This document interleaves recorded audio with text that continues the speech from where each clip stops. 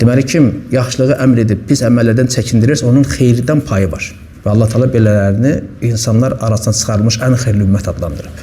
Və sadiq şəkildə Allaha dəvət edənlərin ən böyük xüsusiyyətlərindən biri də onların, insanların hidayətinə həris olmaqlarıdır. Bir işi görmək üçün motivasiya lazımdır yoxsa yox? Lazımdır. İnsan həris olmalıdır, fədakar olmalıdır, çalışqan olmalıdır, rəhimli, mərhəmətli, şəfqətli olmalıdır, daima etməlidir. Bax, həqiqi hərislik belə olur. Yoxsa gəldim, danışdım, getdim. Ya sən gördün, küçədə kimsə gördün, qonşuna var, yox. Bəs niyə namazınız, nə vaxt başlayasın? Başla bismillah, yaxşı. Dedim, getdim, belə yox da. Bu həqiqi şəkildə həris olmaq deyil. Yəni, həqiqi şəkildə həris olmaq nədir? İnsan çalışır ki, kimsə hidayət olunsun. Əzimkarlıq göstərir. Hətta fədakarlıq edir. Nəyinəsə keçir. İnsanlar tək hidayət olunsunlar. Hətta deyir, malından, mülkündən, canından keçməyə belə hazırdır ki, tək yer üzərində Allahın haramları aşılmasın.